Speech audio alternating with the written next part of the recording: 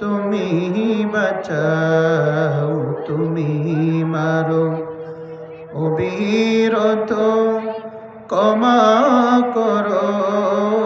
তুমি বাঁচাও, তুমি মারো, অবিরত ক্ষমা করো। ধরার যে জন তাকে ধরো, ধরার যে জন তাকে ধরো। তোমার মোটুই সবই আল্লাহ। সুবহানাল্লাহ, আলহামদুলিল্লাহ, লা ইলাহা ইল্লাল্লাহ।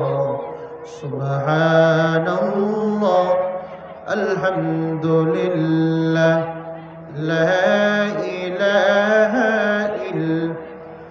لا إله إلا الله محمد رسول الله صلى الله عليه وسلم। ঐতিহ্যবাহী দক্ষিণহালী শহর নারিকেলতলা দারুল উলুম শাহ জমরিয়া মাদ্রাসার 12তম বার্ষিক দ্বীনি মাহফিল উপলক্ষে উদ্যোগার আয়োজিত আজকের মাহফিলের প্রথম অধিবেশনের সম্মানিত সভাপতি ওয়াজিবুল ইহতারাম উলামায়ে কিরাম, দূর দূরান্ত থেকে আগত দিন প্রিয় ইসলাম প্রিয় নওজওয়ান মুসল্লি ভাইয়েরা,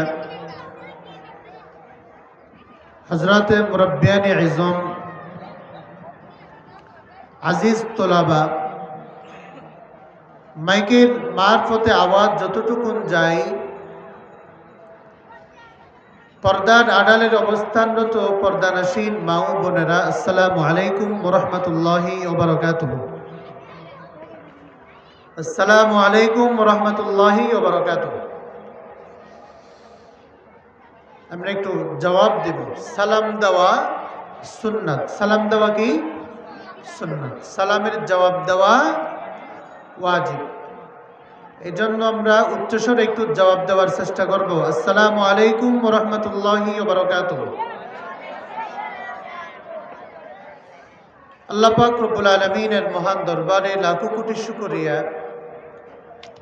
যে মহান মনিব অত্যন্ত দয়া করে মেহেরবানি করে দুনিয়ার সমস্ত ব্যস্ততা থেকে নিজেকে পৃথক করে আজকের এই দ্বীনি ইমানি নুরানি মাহফিলের মজমায় আসার বসার তৌফিক দান করলেন। কিছু দ্বীনি কথা শ্রবণ করার এবং আমল করার জন্য, আমলের নিয়ত শোনার জন্য আল্লাহ পাক রব্বুল আলামিন তৌফিক দান করলেন, সুস্থতার মতো নিয়ামত দান করলেন। এই জন্য আমরা সকলেই আল্লাহ পাক রব্বুল আলামিনের মহান দরবারে উচ্চ আওয়াজে কালিমাতুশ শুকর আদায় করি। সকলে উচ্চ আওয়াজে বলি আলহামদুলিল্লাহ। লাখো কোটি দুরূদ ও সালাম প্রেরণ করি সরকার দু আলম সৈয়দুল মুরসালিন রহমাতুল লিল আলামিন শফিউল মুজনিবিন आकाई नामदार ताजदार मदीना जिगरगोश आमिना रहमत का खजीना, विश्व मानवतार मुक्तिर दूत, विश्व मानवतार मुक्तिर दिशारी रहमतुल लिल आलमीन नूरे मुजस्सम सरकार दो जहां हजरत मोहम्मद आरबी सकल मिली सल्लल्लाहु अलैहि वसल्लमेर উপর। সম্মানিত উপস্থিতি, আজকের খুতবার প্রারম্ভে আপনাদের খেদমতে আমি পবিত্র কালামে পাকের সূরা তাহরিমের একটি আয়াত কারিমা এবং আল্লাহর হাবিব জনাব মুহাম্মদুর রাসূলুল্লাহ সাল্লাল্লাহু আলাইহি ওয়াসাল্লামের অসংখ্য অগণিত মুখনিসৃত বাণী থেকে দুটি বাণী আপনাদের খেদমতে আরজ করেছি। আল্লাহ পাক রব্বুল আলামিন যদি তৌফিক দান করেন, উক্ত আয়াতি কারিমা এবং হাদিসে মুবারকের আলোকে সংক্ষিপ্ত সময়ে যতটুকুন পারি আলোচনা করার জন্য চেষ্টা করব। আল্লাহ পাক রব্বুল আলামিন আমাকে সঠিক কথাগুলো বলার, আমি এবং আপনারা সকলকে আমলের নিয়তে শোনার তৌফিক দান করুন। সকলে বলি আমিন। আমি যে আয়াতে কারিমা তেলাওয়াত করলাম, ওই আয়াতে কারিমাই আল্লাহ তাআলা বলেন, ইয়া আইয়ুহাল্লাযীনা আমানু কু আনফুসাকুম ওয়া আহলিকুম নারা। ইয়া আইয়ুহাল্লাযীনা আমানু, হে ঈমানদারগণ যারা ঈমান এনেছো, কু আনফুসাকুম, তোমরা নিজেরা নিজেদেরকে জাহান্নামের আগুন থেকে বাঁচাও, ওয়া আহলিকুম নার, শুধু নিজেদেরকে বাঁচাবে তা নয়, বরং নিজের সন্তান সন্ততি, নিজের স্ত্রী পুত্র ছেলে সন্তান, নিজের পরিবার পরিজন সকলকে জাহান্নামের আগুন থেকে বাঁচাও। জাহান্নামের আগুন কেমন? وقودها الناس والحجارة, যে জাহান্নামের ইন্ধন হবে, যে জাহান্নামের জ্বালানি হবে মানুষ এবং পাথর। আলাইহা মালাইকাতুন গিলাজুন শিদাদুন লা ইয়াসুনাল্লাহা মা আমারাহুম وَيَفْعَلُونَ مَا يُؤْمَرُونَ।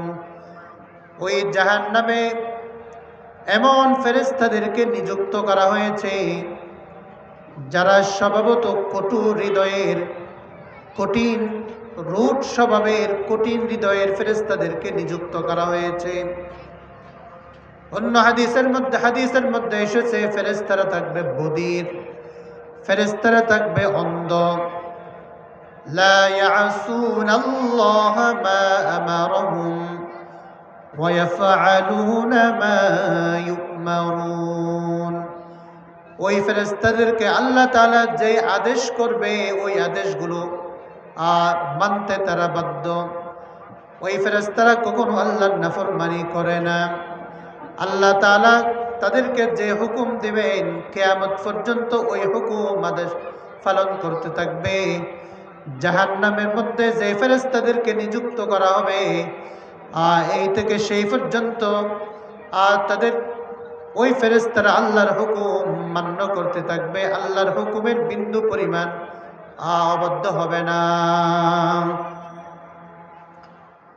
আল্লাহ তাআলা এই আয়াতে কারিমার মধ্যে দুইটি কথা বলেছেন। একটা হলো, ও ঈমানদারগণ, তোমরা নিজেদেরকে জাহান্নামের আগুন থেকে বাঁচাও এবং নিজের পরিবার পরিজনদেরকেও জাহান্নামের আগুন থেকে বাঁচাও। আমরা নিজেরা কিভাবে নিজেদেরকে জাহান্নামের আগুন থেকে বাঁচাবো? আল্লাহর হাবিব পথ দেখিয়ে দিলেন। قال رسول الله صلى الله عليه وسلم كن عالما أو متعلما أو مستمعا أو محبا ولا تكون الخامس। আমার উম্মতের বান্দাবাদীরা, তোমরা যদি জাহান্নামের আগুন থেকে নিজেদেরকে বাঁচাতে চাও, তাহলে হয়তো নিজেরা কোরআন হাদিস শিখে নিজেরা বড় আলেম হও, আও মুতাআল্লিমান, আলেম যদি হতে না পারো আলেমদের ছাত্র হও, আও মুস্তামিআন, যারা নিজেরাও আলেম নয়, আলেমদের ছাত্র হবার সুযোগ নেই, তারা কিভাবে নিজেদেরকে জাহান্নামের আগুন থেকে বাঁচাবে? আল্লাহর হাবিব বলেন, যারা আলেমও নয়, আলেমের ছাত্রও নয়, তারা কিভাবে নিজেদেরকে জাহান্নামের আগুন থেকে বাঁচাবে? আল্লাহর হাবিব বলেন, এই যে আলেম ওলামারা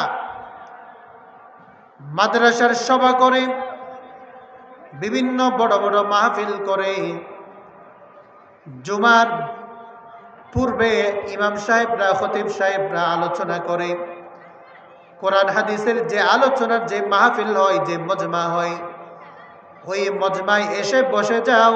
আলেম ওলামারা তোমাদের জীবন পরিচালনার জন্য যে দিক নির্দেশনামূলক আলোচনা করে, বক্তৃতা দেয়, ওয়াজ নসিহত করে, ওই ওয়াজ নসিহতগুলো শুনে নিজেরা জাহান্নামের আগুন থেকে বাঁচো। আও মুস্তামিআন, আলেম ওলামাদের কথা শুনে, আলেম ওলামাদের নসিহতগুলো শুনে নিজেদেরকে জাহান্নামের আগুন থেকে বাঁচানোর জন্য পাতাই অর্জন করে না। যদি সেটারও সুযোগ না থাকে, আও মুহিব্বান, অথবা আলেম ওলামাদেরকে মোহাব্বত করো, মাদ্রাসাকে মোহাব্বত করো, মাদ্রাসাওয়ালাদেরকে মোহাব্বত করো, আলেম ওলামাদেরকে সম্মান করো, আলেম ওলামাদেরকে হাদিয়া দাও। আর মাদ্রাসার মধ্যে আপনার এতিম বাচ্চারা পড়ালেখা করার জন্য সুযোগ করে দাও, মাদ্রাসা করার জন্য সুযোগ করে দাও, মাদ্রাসাওয়ালাদেরকে সুযোগ করে দাও। ওয়ালা তাকুনিল খামিস, জাহান্নাম থেকে যদি আমরা বাঁচতে চাই তাহলে পথ কয়টা? বলেন পথ কয়টা? 4টা পথ। হয়তো নিজেরা কোরআন হাদিস শিখো, আলেম হয়ে যাও, না হলে আলেমের ছাত্র হও, কিয়ামত মৃত্যু পর্যন্ত আলেমের কাছে পড়ে থাকো। বিভিন্ন খানাকায় যাও, তাবলিগ জামাতে যাও, যেখানে আলেম ওলামাদের ছাত্র হওয়া যায়, সুযোগ হয়, সেখানে কি আলেম ওলামাদের ছাত্র হও। যদি তাও সুযোগ না হয়, এভাবে মাহফিলে এসে এসে আলেম ওলামাদের কথাগুলো শ্রবণ করে নিজের জীবনকে শুধরাও।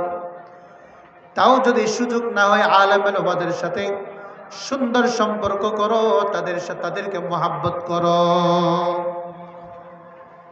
এই 4 রাস্তা ছাড়া জাহান্নামের আগুন থেকে বাঁচার কোনো পথ নাই।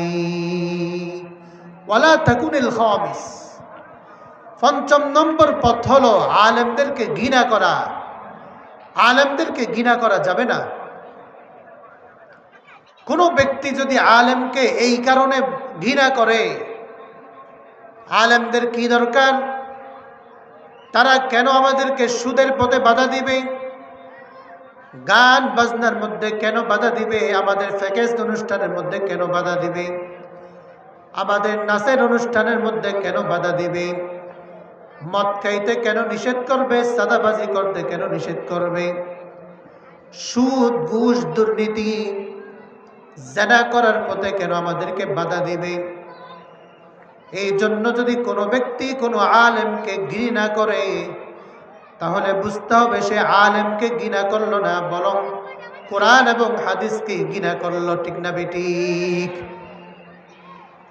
কারণ আলেমরা তো নিজেদের মন করা কোনো কথা বলে না। আলেমরা যা বলে, কোরআন হাদিস যা যা বলে আলেমরা তাই বলে, নাকি অন্য কিছু বলে?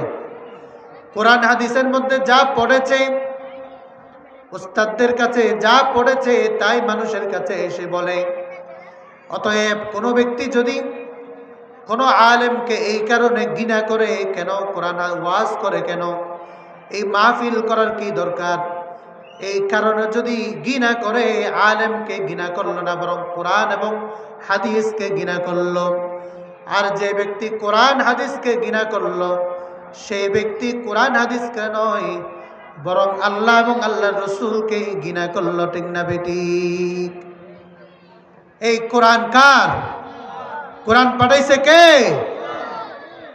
কার মাধ্যমে পাঠাইছে? জিবরিলের মাধ্যমে। কার কাছে পাঠাইছে? রাসূলুল্লাহ সাল্লাল্লাহু আলাইহি ওয়াসাল্লামের কাছে পাঠিয়েছেন। কি জন্য?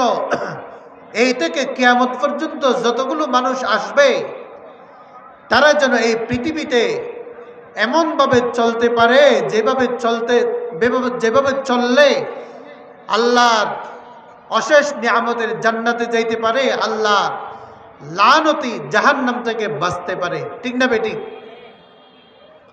তাহলে কোনো ব্যক্তি যদি আলেমকে ঘৃণা করে, পক্ষান্তরে সে আল্লাহ এবং আল্লাহর রসুলকে ঘৃণা করবে। ঠিক না বেটি? যদি কোনো ব্যক্তি আল্লাহ আল্লাহর রসুলকে ঘৃণা করে, কোরআনকে ঘৃণা করে, কোন একজন আলেমকে নিয়ে তুচ্ছ তাচ্ছিল্য করে, কোনো আলেমকে আপনার অপমানিত করে, তাহলে ওই ব্যক্তি কি মুসলমান থাকতে পারে? ওই ব্যক্তি আর মুসলমান থাকে না। কোনো ব্যক্তি যদি আলেমকে গালি দেয়, ওই ব্যক্তি আর মুসলমান থাকে না। কোনো ব্যক্তি যদি কোরআনকে গালি দেয়, সে আর মুসলমান থাকে না। আল্লাহ পাক রব্বুল আলামিন বলেন, কুল আবিল্লাহি ওয়া আয়াতিহি ওয়া রাসূলিহি কুনতুম তাস্তাহজিউন। ও আমার হাবিব, আপনি বলে দিন দুনিয়াবাসীকে, কুল আবিল্লাহি ওয়া আয়াতিহি ওয়া রাসূলিহি কুনতুম তাস্তাহজিউন। তোমরা যদি আল্লাহ এবং আল্লাহর রাসূল, আল্লাহর নিদর্শন, কোরআন নিয়ে, নামাজ নিয়ে, যাকাত নিয়ে, আপনার রোজা নিয়ে যদি কোনো ব্যক্তি ইস্তেহজা করে, ঠাট্টা করে, বিদ্রুপ করে, ওই ব্যক্তি সম্পর্কে আল্লাহ পাক রব্বুল আলামিন বলেন, লা তা'তাযিরু, কোনো রকমের অজুহাত দেখাবার কোনো সুযোগ নেই। কোনো রকমের কোনো অজুহাত দেখাইও না। কদ কাফারতুম বাদা ঈমানিকুম, ঈমান আনার পরে তুমি কাফের হয়ে গেছো, তুমি আর মুসলমান নেই। তুমি যদি মুসলমানের দলে নাম লাগাতে চাও, পুনরায় কলমা পড়ে আবার ঈমান আনা লাগবে। ঠিক না বেটি? আজকে নাস্তিক আবুল সরকারকে বাঁচানোর জন্য অনেক মানুষ, অনেক নাস্তিকরা বিভিন্ন রকমের যুক্তি দেখায় যে সে কোরআনের আয়াত সূরাতুন নাস নিয়ে যে কথা বলেছে, আল্লাহ নিয়ে যে কথা বলেছে, এটা তো সেই নিজ থেকে বলে নাই। তারা ফালাগানের মাধ্যমে একজন অন্যজনের সাথে সওয়াল জবাবের মাধ্যমে করেছে। আল্লাহ তাআলা বলেন, লা তা'তাযিরু, যেখানে আল্লাহকে গালি দিবে, আল্লাহকে অপমান করবে, সেটা যেভাবেই হোক না কেন, কোনো রকমের ওজর নাই, কোনো রকমের ওজর নাই।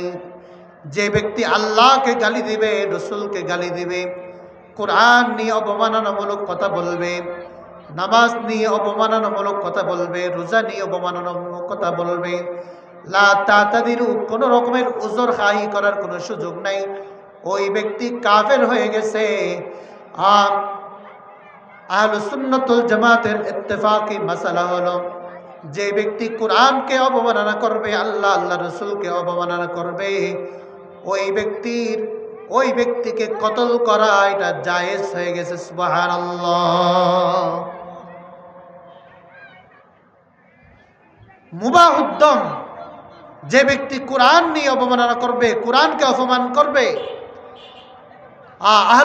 ইমাম ইবনে আবিদিন শামী রহমতুল্লাহ আলাইহি বলেন তার ফতোয়া শামীর মধ্যে, যে ব্যক্তি কোরআনকে অবমাননা করবে, কুকুর যেমন মারা যায়, কুকুর মারা গেলে কুকুরকে যেমন একটা গর্তের মধ্যে নিক্ষেপ করা হয়, তার কোনো গোসলও দেওয়া হয় না, কাফনও পরা হয় না, তার জানাজা হয় না, তাকে দাফন করা হয় না, ঠিক সেইভাবে কোনো ব্যক্তি যদি কোরআন নিয়ে, হাদিস নিয়ে,